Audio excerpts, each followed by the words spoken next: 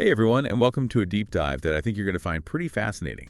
We're taking a look at this Business English podcast episode from 2025, and it's really all about how to communicate your ideas about innovation, more effectively. Yeah, making your ideas stand out, getting people excited about them, and ultimately getting them heard. Right, exactly. And they actually lay out 12 techniques to help you do just that. 12, it's a lot to cover. It is, yeah, but they're so practical. And I think they apply whether you're, pitching to a boardroom or just brainstorming with your team.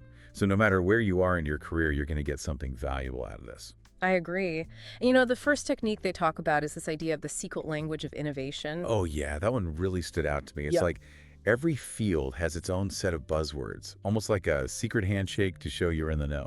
Right, it's like you got to speak the lingo to be taken seriously. Exactly. So for instance, in tech, everyone's talking about cutting edge AI, disruptive technologies, that kind of thing. But if you walked into a healthcare meeting and started throwing those terms around, it'd sound a little off. Totally.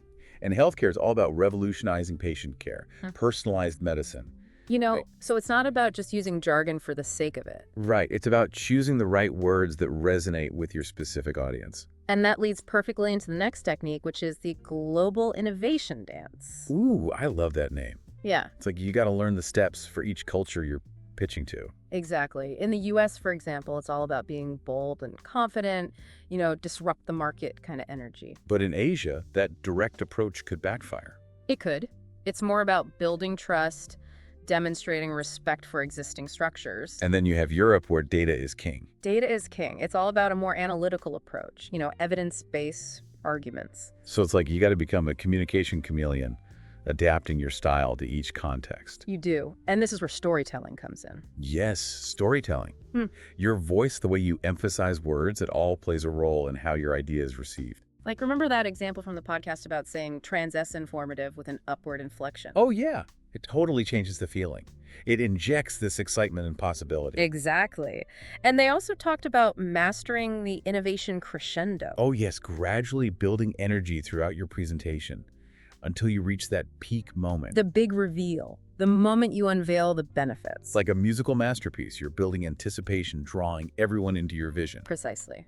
Now, something I know we both struggle with sometimes is explaining complex tech without overwhelming people. Oh, tell me about it. It's a delicate balance between accuracy and accessibility, right? It is. And the podcast had a great tip for this. They said, turn specs into stories. Okay, I like that. So instead of saying AI-powered system, you'd say, Imagine a personal assistant who never sleeps, learns constantly, and gets smarter every day. that's so much more engaging. It's not just cold technology anymore. It's something relatable, something that can actually help you. Right. It paints a picture. Yeah. And they also mentioned a technique called zoom in, zoom out. Oh yeah, start with the big picture, then dive into the specifics, and then zoom back out to show the overall impact. Exactly. It helps your audience grasp both the details and the bigger vision. I love that. And something else that really resonated with me from the podcast was this idea that it's not just about presenting an idea, it's about fostering a conversation. Oh, absolutely. They called it the innovation narrative arc. Right. And it starts with sharing the spark that ignited your idea. Mm-hmm. Like, was it a customer complaint, a data point, a gap in the market? It's about inviting your audience into the origin story of your innovation. So they feel like they're part of the solution, not just passive listeners. And speaking of listeners, we can't forget about stakeholders. Oh yeah, different stakeholders have different priorities. They do. The podcast really emphasized tailoring your message to each stakeholder's specific needs. So for a CEO, you might focus on market leadership and cost savings. But for the IT team, it's all about technical specs and scalability. Same core message, but framed in a way that resonates with each individual. Exactly. And I loved their suggestion of crafting stakeholder-specific stories. Oh yeah, it's about giving each person a reason to care personally. Makes it real for them. Now let's talk about the elephant in the room, the thing that makes a lot of people nervous. Tough questions. Uh-oh. But the podcast had a really interesting take on this. They said to view tough questions as opportunities. Okay, that's a different way to look at it. It is, because challenging questions often reveal underlying concerns or unmet needs. So instead of getting defensive, you can use those questions to strengthen your pitch. Exactly. They called it perspective pivot, stepping into the shoes of the questioner and addressing their needs, It shows you're really listening, trying to understand their point of view. which builds trust. Now let's move on to something that can make or break an innovation pitch: metrics. Numbers are important, but they can be a bit dry if not presented well. Agreed. The podcast had this great analogy, the metrics storytelling pyramid. Tell me more about that. So at the base, you have your raw data, but you need to build on that by translating those numbers into relatable terms. So instead of saying 30% reduction in processing time, you'd say, This gives each team member back 2 hours every day. ooh, much better. That connects with people on a personal level, And at the top of the pyramid, you have the vision story. where you tie those tangible benefits to the bigger picture, right? Exactly, showing how your innovation transforms the future. It's a journey from data points to real-world impact. Love it. Yeah. Now, how do we take those amazing ideas and actually make them happen? The implementation stage. That's where things get real. And this is where you need to confidently explain the how. Don't just tell people what you're going to do, show them. The podcast recommended the implementation story cascade. Okay, I'm intrigued. You start with the end, vision the picture of success, and then work backward, revealing each step of the plan. Like reverse engineering the journey to make it feel achievable and exciting. Exactly. And to build even more confidence, they suggested the confidence ladder. Each step reinforces belief in the previous one, creating momentum. Yes, a sense of inevitability. Wow, we've covered so much ground already. We have. It's amazing how much goes into effective innovation communication. It is. From tailoring language to different industries and cultures to turning tech specs into captivating stories. And this is just the tip of the iceberg. There's so much more to explore in this Business English podcast episode. There is. But before we dive into the next set of techniques, I'd love to hear what's resonating with you so far. What techniques are you excited to try out? Share your thoughts in the comments below. And don't forget to like and subscribe to this deep dive so you don't miss the rest of this insightful journey. Welcome back to the Deep Dive. You know, we're picking up where we left off with those 12 techniques from the Business English podcast for really leveling up your innovation communication game. Last time we were talking about really getting into the nitty-gritty of tailoring your message and making those metrics come alive. Now we're going even further. We're talking about speaking the language of the future. It's about painting such a vivid picture with your words that people can practically feel the benefits of your innovation. It's like you're saying, look, I know you're stuck in 2023, but trust me, come with me to 2026. It's amazing. Right. It's about transporting them to a future where your innovation has already transformed their world. Instead of saying, we're developing a new interface, you'd say, Imagine walking into your office in 2026. Your dashboard already knows what you need. ooh, I like that. You're not just talking about the tech.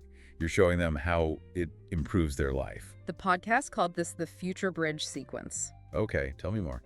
So you start by painting a picture of today's challenges right where we are now. Right, got it. Then you build a bridge with the implementation of your innovation. That's the how we get there. Exactly. And finally, you arrive at the destination, a vivid description of that improved future. It's like you're giving them a sneak peek, a movie trailer almost. Now let's talk about the inevitable bumps in the road. Risks. Every innovation has them. But the way you address those risks can either build trust or completely erode it. So how do we make sure it's the former? The Business English podcast recommended this clever technique called the risk sandwich. Okay, never heard of that one. What is it? It's pretty simple. You start by highlighting the opportunity, right? The amazing potential. Yeah, paint that beautiful picture. Then you acknowledge the challenge, the risk, Don't sugarcoat it. and then bam, you immediately follow up with the solution. So it's like, yeah, there might be some bumps, but don't worry, we've got this. Exactly. And if you're dealing with some super skeptical stakeholders, The ones who love to poke holes. you can try what the podcast called risk reframing. Okay, so you acknowledge their concern, you provide context, maybe even showing that others have faced similar challenges, and then And then you transform that risk into an opportunity. you flip the script. You say, data migration is a big task, sure, but companies who've done it successfully have seen improvements in data quality and efficiency. You're turning that frown upside down, Exactly. And if you're facing a risk that's, a little harder to spin, like a really thorny one. you can try risk storytelling. Okay, so like sharing anecdotes about how similar challenges were overcome in the past Makes it more real and relatable. shows you've learned from experience. Yeah. Okay, so we've got future-focused language and risk reframing strategies, but innovation is rarely a solo sport, is it? No way. It's a team effort for sure. And that brings us to those techniques focused on making teamwork dream work, Collaborative innovation at its finest. turning those me ideas into we successes. The podcast started with this idea of collaborative anchoring. Okay, so instead of presenting your idea as if it came fully formed from your brilliant mind, You acknowledge the contributions of others you build on existing insights or suggestions. so you're not taking all the credit, you're making everyone feel like they're part of the process from the get-go. You could say something like, I was inspired by Sarah's comments last week about customer pain points. It got me thinking about how we could. We're giving credit where credit is due. And then you have the idea elevation spiral. You know about that? You acknowledge those existing insights, you add your own layer, and then boom, you invite further input. It's a continuous cycle of building and improving. Co-creation at its best. Now I know what you're thinking. What's that? What happens when there are conflicting ideas? Ooh, yeah, that can get messy. That's where perspective weaving comes in. So instead of getting attached to your own idea, you actively seek to integrate different viewpoints. Exactly. Yeah. You could say, John's focus on scalability and Lisa's emphasis on security got me thinking about a new possibility. You're showing that you value everyone's input, and you're looking for a solution that incorporates the best of all worlds. The podcast also recommended innovation dialogue mapping, Ooh, what's that? creating a visual or verbal map that connects all the different ideas and perspectives. So you could say something like, this solution addresses Maria's concerns about data accuracy, connects with Alex's efficiency goals, and opens new possibilities for what Tom's team has been exploring. You're showing how those seemingly separate ideas can actually work together.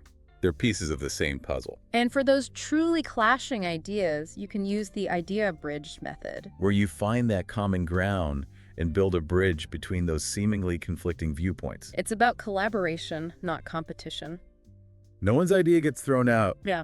You're just finding a way to make them work together. Now here's a technique that's a little more sneaky, but in a good way. I love sneaky. Tell me more. It's called the future collaboration hook. Ooh, that sounds intriguing. It's all about planting seeds for ongoing discussion and collaboration, even as you're presenting your current ideas. So you're already setting the stage for future innovation.